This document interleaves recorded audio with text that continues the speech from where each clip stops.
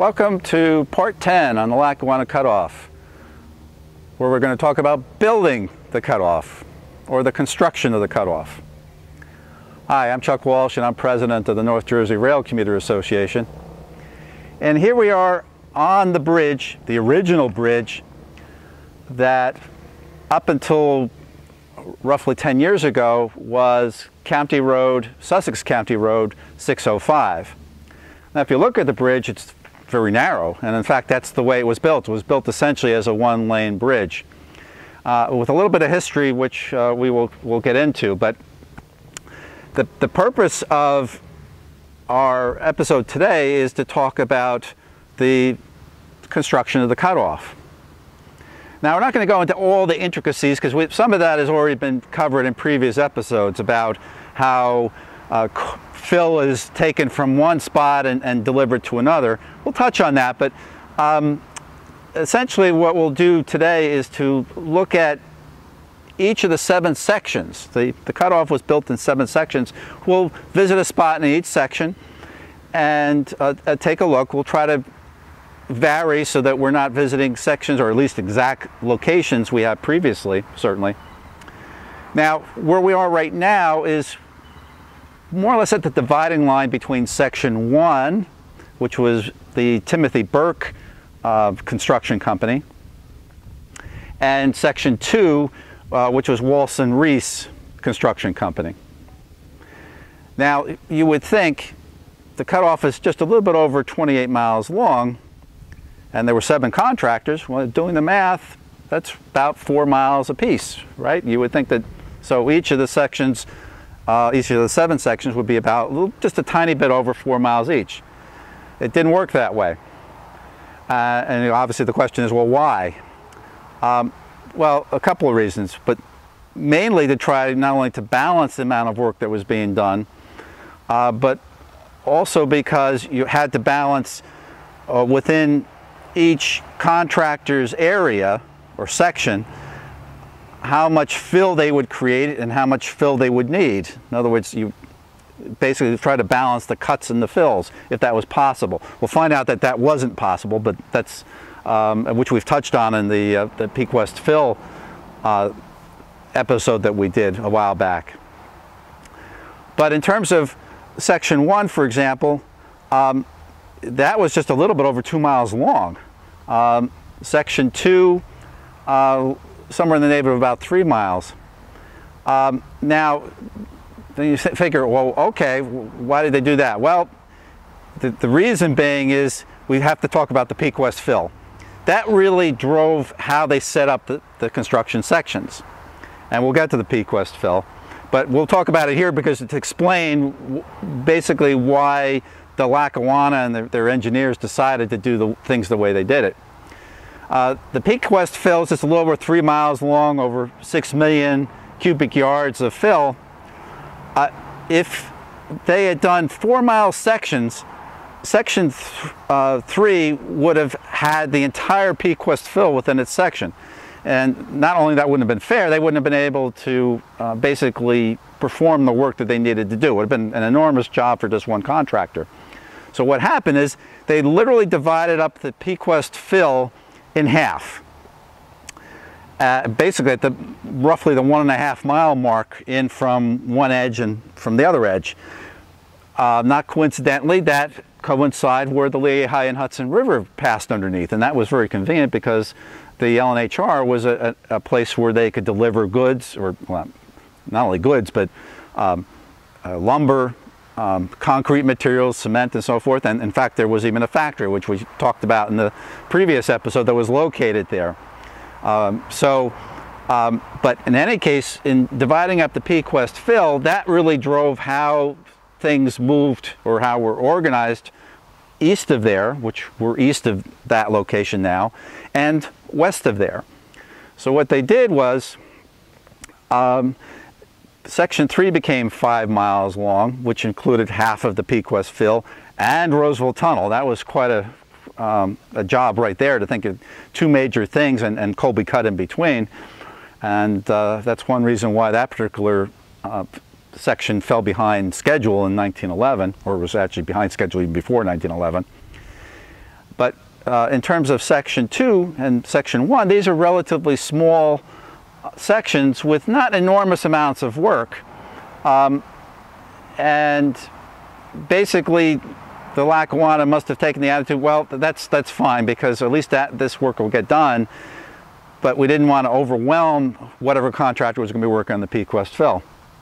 Now, as you go west, we talk about half of section 3, or part of section 3 encompasses the Peak West Fill. Then you get to section 4, which encompasses the west half of the Peak West Fill. And then 5, 6 covers, which we'll get to, includes the Pollen Scale Viaduct. And then section 7 includes the Delaware River Viaduct. If they had made all the sections 4 miles long, section 7 would have included 2 viaducts. So that was another reason why they cut back in terms of section 7, which turned out to be just a little bit shy of the western edge of the viaduct that goes over the Pollen Scale.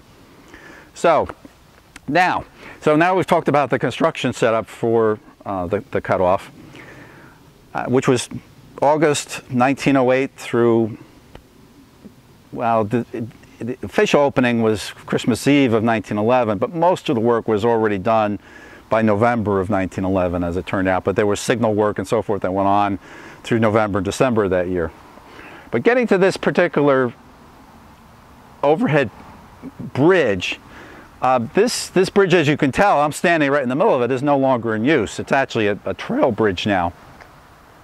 To your right, and we're going to walk over a little bit and take a look at this, we'll see the bridge that has since replaced this bridge. And there's a little bit of history behind this bridge. Well, of course there's history, but there's even modern history, I'll call it, that also affects this particular bridge.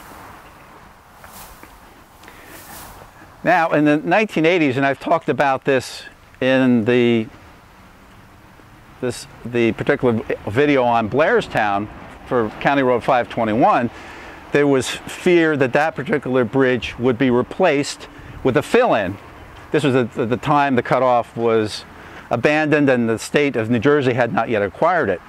This was the exact same situation. County Road in Sussex County, 521 is in Warren County, but in Sussex County here, and a group of us went before the freeholders in Sussex County, urging them to make sure that when this bridge was replaced, and it's a narrow bridge, so it was really, while not structurally unsound, in terms of its ability to, from a safe perspective, a county road should be encompass 2 full lanes of traffic, and this one is really at best 1.5, you could say. If a truck were to go over this, it's basically a 1-lane bridge. If you look over here, you can see the new bridge, which is much wider and carries the road on basically a fill on top of the bridge. Now, the bridge we're on right now, the original is a 1911 bridge, and that one is roughly about 2005, 2006, and so forth. Now, if you look out this way, down into the cut here, and this is actually called Waltz and Reese Cut, after the contractor. They couldn't say terribly imaginative about this particular name. You see water. Now, we'll maybe talk about this more when we get into the future episode about the return of rail service. But one of the things, if you look at the original map of the cutoff through this particular spot here, is that there's no stream that's anywhere found on the maps, which suggests that somewhere above, and this water actually starts well above us here. It doesn't start under the bridge or anything. There's some sort of spring or where this water comes from. There must have been an underground stream that was somehow unearthed when they built this cut. If you look at this cut, it's about, at this point, a good 30, 40 feet deep. When they excavated this section out, they must have uncovered an underground stream, which now without maintenance over the past 30 years since the line was abandoned, has caused some problems. I mean, it really probably isn't as complicated as it may seem, but the drainage ditches need to be maintained, and they have not been. So, but this water that runs down through the middle of the right-of-way is of concern, but it's probably not a major issue once they bring the construction equipment into this section. Parenthetically, I'll add here that we're actually between two sections where there's actually track. Track on the cutoff, which has been reinstalled by New Jersey Transit. You can't, if we were to walk over there, which we're not going to do, but if you were to look off the side of that bridge there, you would not quite be able to see where the end of the track is up above us or east of us.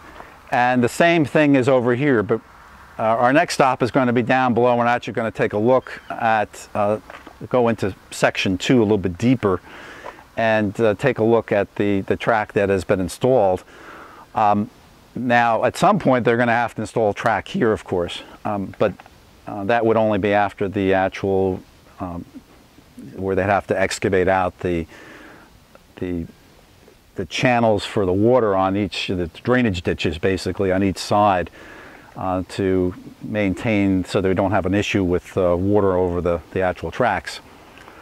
So, so this is section 1, section 2, but we're actually going to go into section 2 and look at that a little bit more deeply, and then we'll go next on to section 3 and so forth.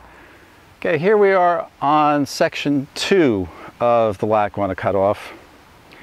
This would be within Byram Township.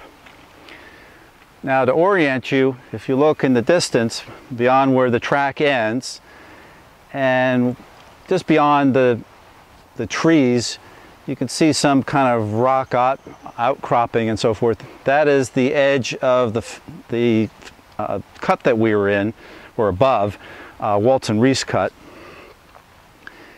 And that actually segues, if you will, into Bradbury Fill. Now, Bradbury Fill is not a huge fill, but it's about 450,000 cubic yards of fill material. So it's actually, that's a lot of fill, even though it is dwarfed by the Peak West Fill, which is, of course, west of us. But in terms of construction, think about, okay, you have all the material that's in the cut, and that has to go someplace. They blast it out, and they don't keep it for souvenirs. What happens is that it got transferred onto this fill, most likely, because you figure east of here would have been section 1, and they would have had their own issues to deal with in terms of the cuts and fills and balancing the material that was used there. So what I'm going to do is going to turn around here, because this is actually the beginning where you see the track ends, but it's actually the beginning of a 2-mile section of track that's been laid here by New Jersey Transit in the early 2012 time frame.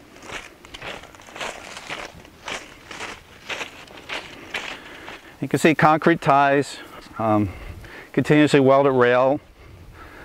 They probably still have some additional work to do here then, but you know, this is going to be something that's going to wait until the construction picks up at some point.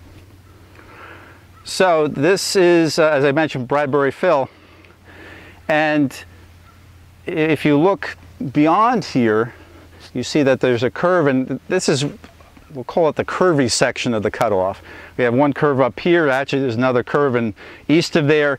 This was the one section of the cutoff which really had to navigate around the terrain, and basically they couldn't create a straight shot.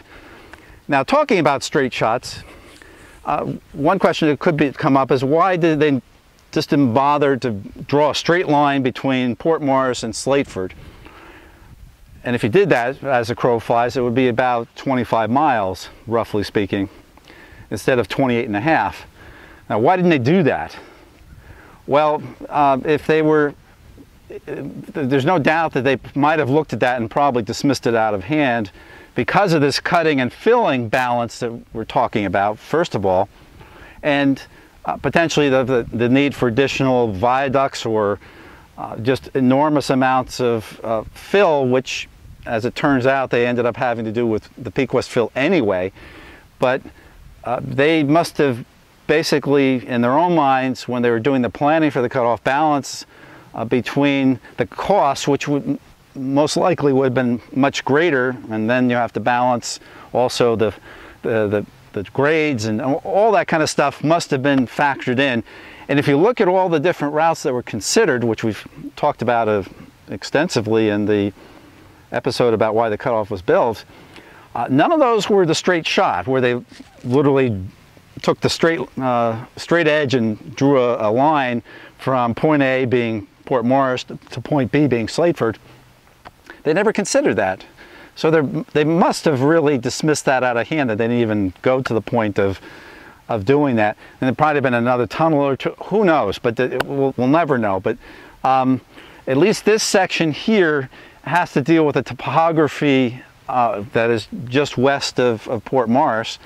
And even though we're talking about a 70-mile-an-hour speed limit on these curves, this is what I'll coin to be the curvy section of the cutoff. Because once you get beyond the curve at Andover, there's very little in the way of curves, except when you get to just before Slateford, just over the bridge over the Delaware. So on to our next stop, which will be on section 3, the construction section 3, and it will be next to, well, it'll be next to Roseville Road, a section of Roseville Road we haven't looked at in any previous episodes. And when we do these episodes, we try to vary where we go to, although there's some places we can't help but go to. But in this case, we'll go to a spot we have not been to previously. Hi, now we've moved on a little bit west, and where we are right now is at the western end of what is called Wharton Fill. Now, if you look up on the top of this embankment, and where you can hear our friendly dirt bikers and ATVers. Now, in previous episodes, I've talked about boulders, and we've been seeking really boulders that really meet the definition of boulders. And you take a look over here, we have some boulders finally. And this one particular section, as a matter of fact, it seems to be where they put all the boulders. Now, as we're now at the western edge of section 2, presumably these would have come from some other section, part of this section east of here, because once we get not very much further, we walk into, or we ride into, section 3. Which is the David W. Flickweir section, which is part of Roseville Tunnel and part of the Peak West Fill. But in this section here, we have what appears to be a borrow pit at the base of the fill here, but we have some nice water that's running through here, and there's a couple of runs that run through this area. We have Lubber Run, which feeds Lake Lackawanna, which we'll visit in a future episode. And then there's what was called Pumpkin Run. I'm not sure if this is actually part of Pumpkin Run, but it probably does feed this area. And we have borrow pits over here, which have turned into lakes. And this is just a relatively small pond of sorts. But because we've had a lot of rain, this is actually probably almost as full as it gets. So in any case, there you get an idea of this particular fill on Roseville Road, which is, as I've mentioned in previous episode, the one on Roseville Tunnel, actually goes under the cutoff twice and over it once. So we're now going to move on a little bit further east, and further west rather, and we're going to actually go on to Wharton Fill, but also next to Roseville Road as well. So we're not going to leave Roseville Road yet.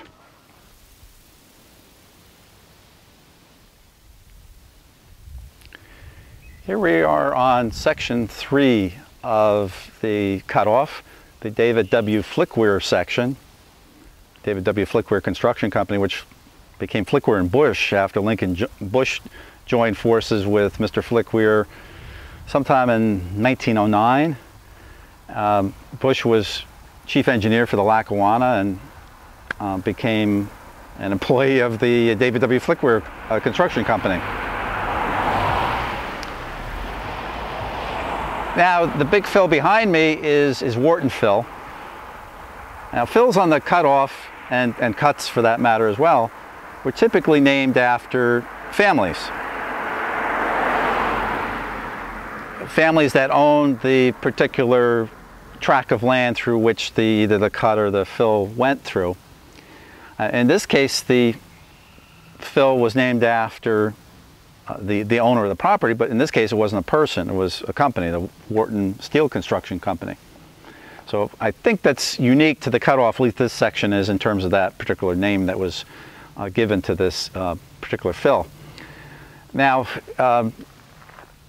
we just came from section 2, and section 3 encompasses, it's 5 miles long, so it's actually encompasses a lot. It encompasses Wharton Fill. Over here, which you have difficulty seeing now, or actually it's impossible to see now, is through the trees is where Roseville Tunnel is, not very far. This total fill is only about a half a mile long. Perhaps when New Jersey Transit does the restoration of this section, and part of that would include taking down trees, maybe we'll be able to see the tunnel again.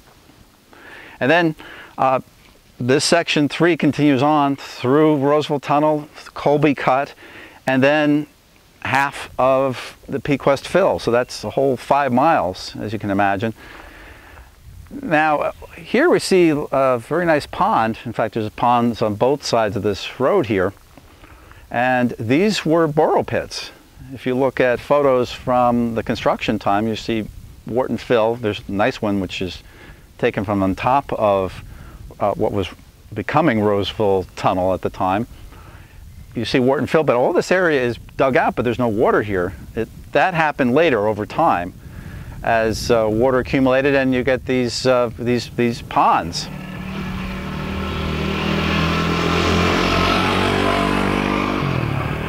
Now, you can't see it from where you are right now, but just across the way is Wright Pond, which we saw in the segment we did on the Roseville Tunnel. So this basically covers all of, well, what I've talked about, I've covered all of section 3. We haven't visited all section 3, but over time we've visited almost everything on section 3. It's covered it pretty well because of the things that are here. Next, we're going to move on to section 4, which of course includes the Pequest Fill. Here we are on section 4 of the cutoff. It's actually the corner of Pequest Road, which runs underneath the cutoff, and then Whitehall Road, which is behind the camera. We're more or less just a stone's throw from the Lehigh and Hudson River, which is to your right, which is, I've pointed out, the dividing line between section 3 and section 4 for the construction project on the cutoff. Now, section 4 really only included 2 major things, really, other than of course, the Pequest Fill. That was the major thing. But the only other thing that was really part of section 4 that is of noteworthy would be that of Greendale Station and Tower, which we'll visit in a future episode. But other than that, there wasn't a whole lot of construction. Not that half of 6.6 million cubic yards of fill movement isn't a major project. Of course it is. So, but in any case, as you can tell, when you look at the fill, you can't really see the fill from here because all the trees that have grown up, well, certainly since the late 70s, or at least let's say the early 80s, when any kind of defoliation or tree clearing would have ceased on the cutoff, because after that, in those days it was Conrail,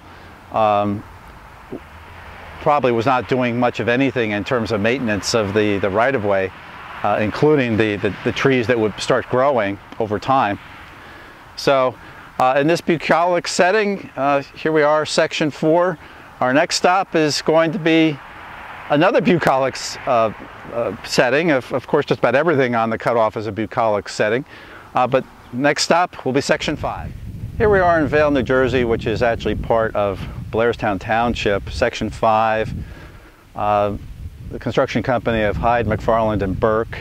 I forgot to mention the previous one, section 4's Walter H. Gahagan, which also included half of the western half of the Pequest Fill.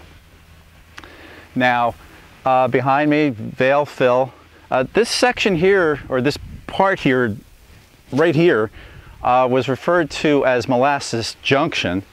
Not junction in the railroad sense, but junction that were from one of these houses that existed used to produce molasses, and it was like a place where you went to get molasses, if I understand the story correctly. I'm not sure if I do or not, but that may be close to what the legend is for why it was called Molasses Junction.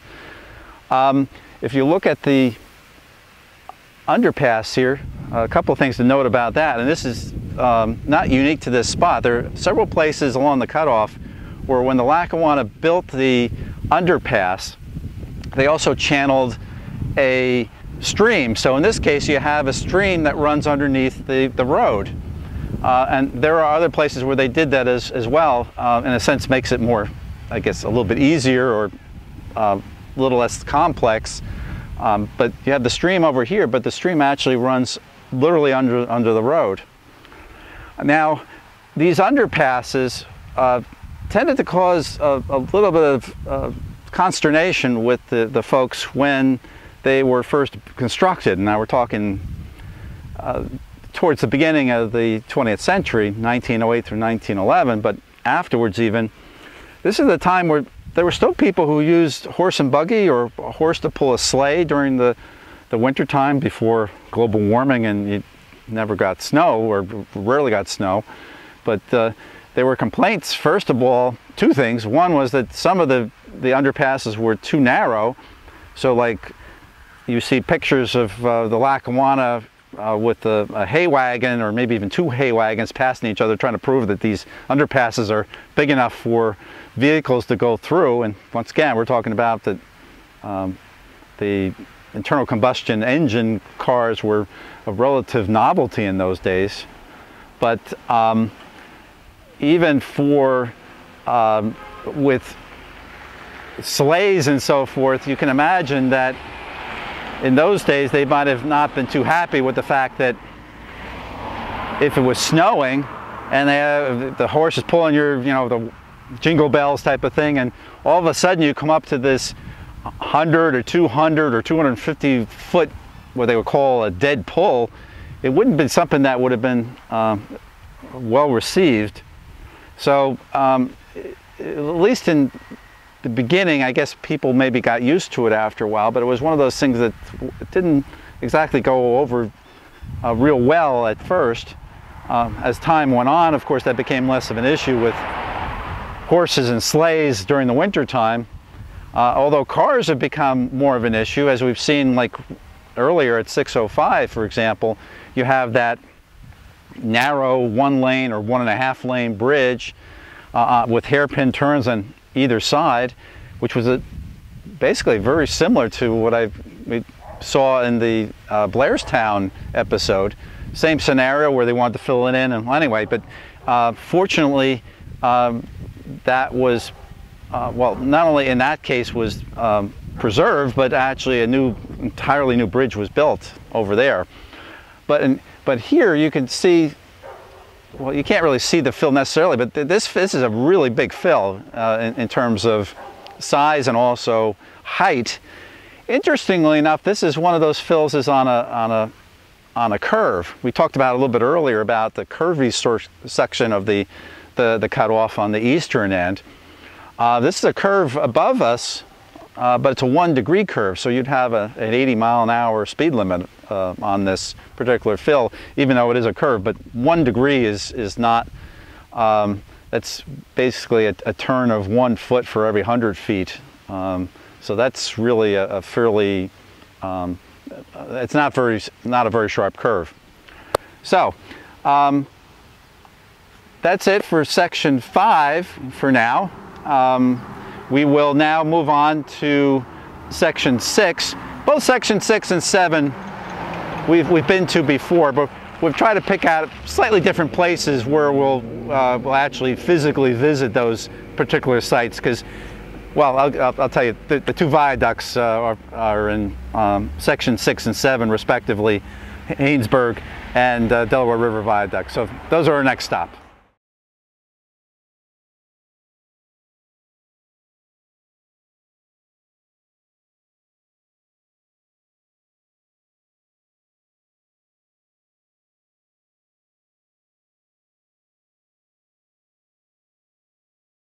Years ago, there was a man who lived there, and they had something growing. I don't remember right now what it was. Rhubarb. I think it was rhubarb. Now this is Molasses Junction, or the house Yes. over across the way, or no? No? Side. There was a house on this side. Oh, Where that pile of logs is, that's part of the foundation. oh, right there. Yeah, on this side of the road. Okay. And some city slickers came and, according to the article I read, told the farmer that he could make molasses out of the rhubarb. And I don't know how it, I can't remember how how it goes, but he swapped a pair of horses for the rhubarb. Well, the story I've heard, and the rhubarb actually sounds like it could be right. Somehow he, I guess you could say, got taken for a ride, or sort of kind of got fooled into this, because it wasn't his molasses business didn't turn out very well, is the way I understood. Is that true? Yes. Anyway, the farmer got rid of his horses, or oxen, or whatever he had, in return for the recipe to make molasses. So that's why it's called Molasses Junction. Okay. Because there are old photos which I was telling this gentleman, I don't know your name. Jim. I'm Jim? sorry. Jim? No, it's okay. I don't know your name. Marion. Marion. And that's Alma. She doesn't live here. She's a Floridian. Oh gosh. Well, a good time to be here. You know, this time of year, actually, as a matter of fact. There are old photos which we're talking to Jim about, that from about 1910, let's say, which show that building and probably, I guess, that building that you're referring to over by the woodpile. This one, I presume, as well, because this is, how old is this house? It looks like it might be, except the roof line. The roof line is opposite. But there have been fires in this house years ago, so it's a possibility that the roof was put on at a different angle. Okay. But across there, behind the stone house, there used to be a hotel. Over behind this stone house. Behind the stone house, really? And the men that worked on the railroad, putting the railroad in, lived there. That was there. During the time of the construction? Yes. Oh, really? Because there's stories with that they used to charge, and this is now almost 110 years ago, that they were charging like $2 or $3 a night, which apparently was, I don't know if in this particular, but some of the hotels in the area were charging that much a night, which apparently was a lot.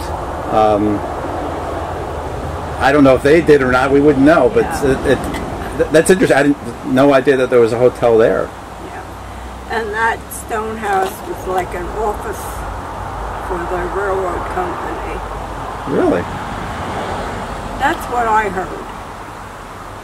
So they use it. We don't know if that it wasn't built specifically for the railroad, or it might have been there before? It might have been there before. Okay. Okay. But I'm not an old resident here, so I'm not sure that I have all the stories. Well, can I ask you when you moved here? 1960. Okay, so you would remember trains up on the Yes. Is it? I would say, was it noisy, or did you hear them, or are they kind of like what would you? After a while, you don't hear them. Yeah, it's just like the cars going through the tunnel blowing their horns. Everybody said to me, doesn't that bother you? I said, no, I don't hear it anymore. I get immune to it. Yeah, I grew up next to the tracks as well, and after a while, you really. I remember one time having to, because for a couple of years I commuted to school by train, and I was so oblivious to the trains going past. There had been a snowstorm, and I hadn't heard a train. So I called up the local train station, which it was like maybe about a 10-minute walk to go there, and I asked the station master, "Are the trains running?" And I mean, if he had been looking at me, I probably would have said, "What are you talking about?" And of course, the trains are running today, but yeah, I didn't hear them. It was one of those things. And I was as close as you are, if not, well, even closer. Only that not, they're down below instead of up here. That's why I'm wondering, because if they're way up there, I'm wondering if the sound is different than it would be that if the trains were right down below, right here. I never thought of that. I wonder. Well, I can remember. I mean, it was a long time ago, but I can remember. There's a grade, and that you could hear off in the distance because the train would be laboring. Oh, they go up, yeah. Grade. Yeah. I mean, like I said, we just got used to it because it was here. We lived here, and that's the way it was. And you don't remember the passenger trains so much. Maybe they weren't as loud, perhaps. Maybe they just. I'm wondering because they ran passenger trains because we had relatives in New York City and they came up there. Oh, they did? Really? The station that's over there on the Route 5. Is that 520? Where the number of the route? 519 or wherever. Yeah. Where the radio station used 521, to be. yeah. Over Hope Blairstown Road, yeah. Yes. So you picked them up and really? Where were they coming from? I'm curious. They lived on right in the city. I don't remember. Oh, New York City then. Okay. Yeah. So they had to go to Hoboken and then okay. Yeah. Interesting. Huh. 28th Street. Over a man's clothing store was pretty well known. I can't remember the name of it. Do you remember where George and Mary lived? They lived over Barney's 7th Avenue. Okay. Yeah, that was my godfather. So coming out here must have been like coming out into the wilderness. Out in the boondocks. It seemed to take forever too. When we were kids, our mom and dad used to come out here before we were born. And Marion's in-laws, how many generations does it go back? My husband's grandmother bought this house, and it was already in the apartment. Really? And we inherited it. So we're real happy here. So this house then goes back several generations? Then? I couldn't find out the date the house was built. I have deeds from property owners way back, but nothing mentions the building. And my great-grandmother had, according to Mom, had goats and chickens running in and out of this place. She had a goat. And it had kids, so she had the baby goats running around inside the house. Really? It must have been a mess, or eventually. Oh.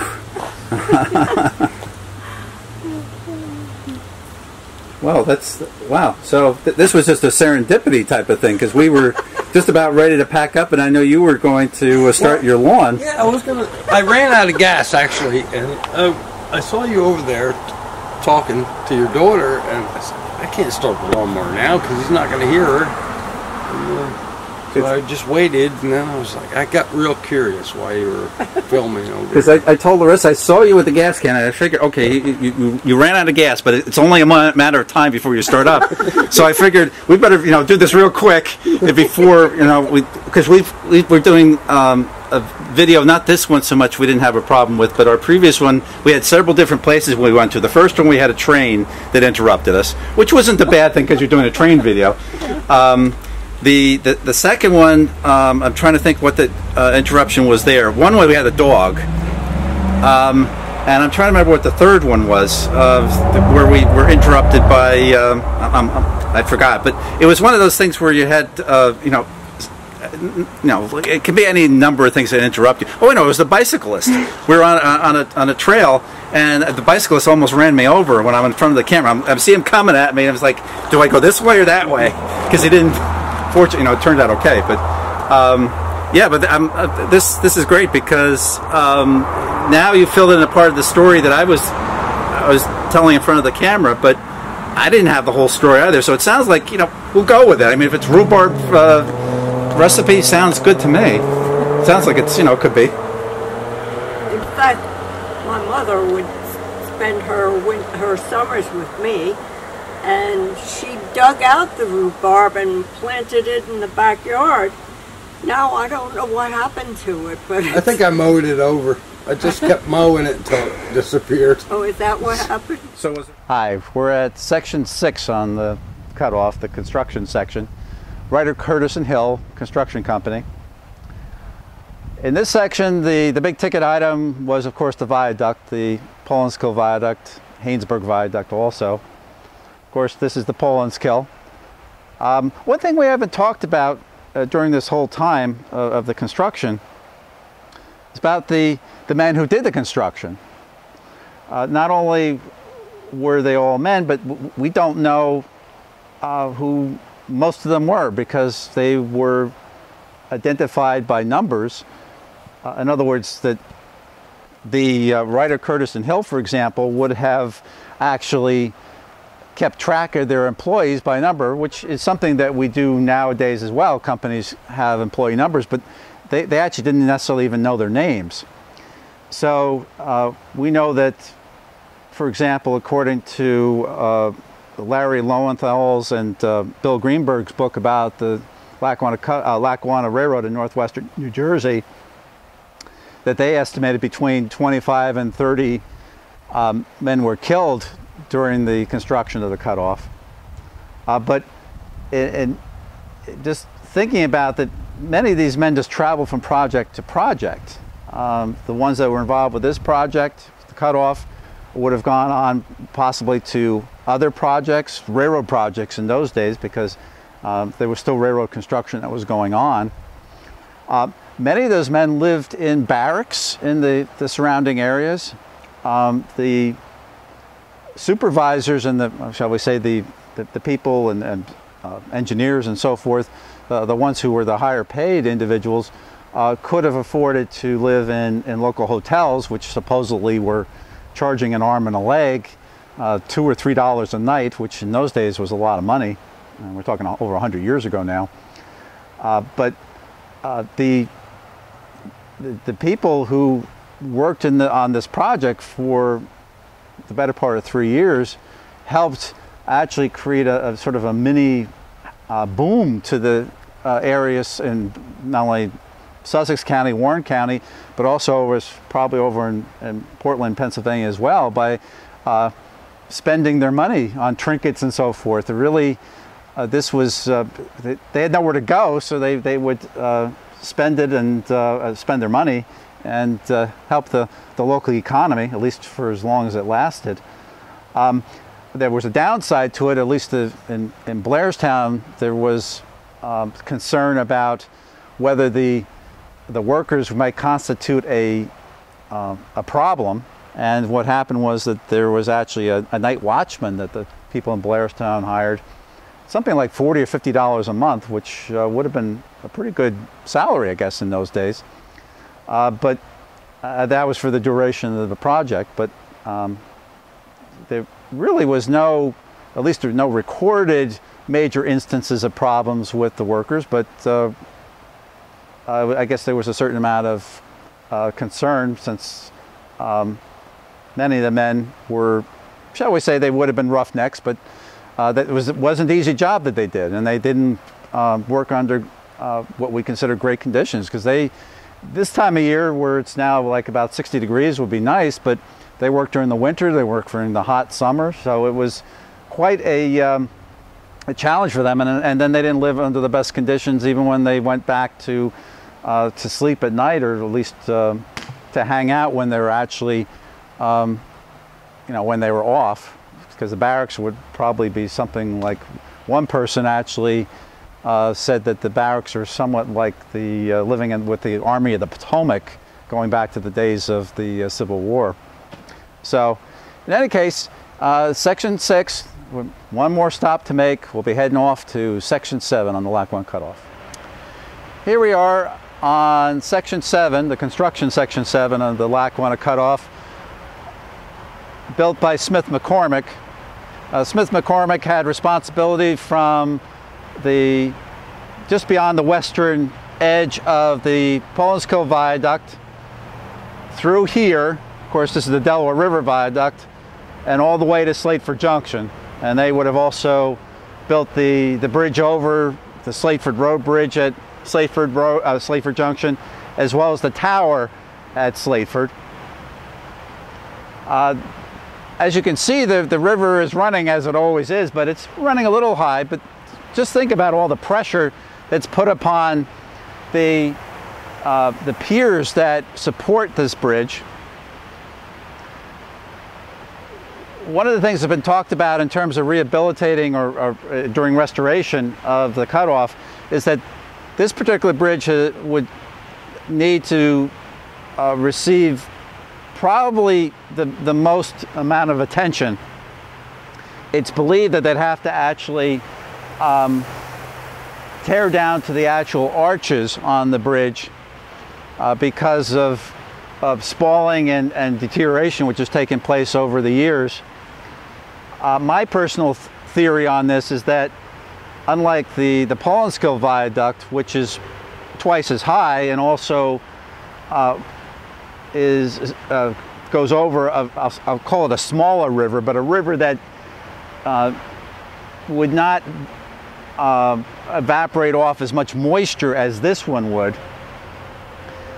And with the Lower Viaduct, in other words, this is 65 feet tall above the river line versus 115 feet for the Pollen Scale.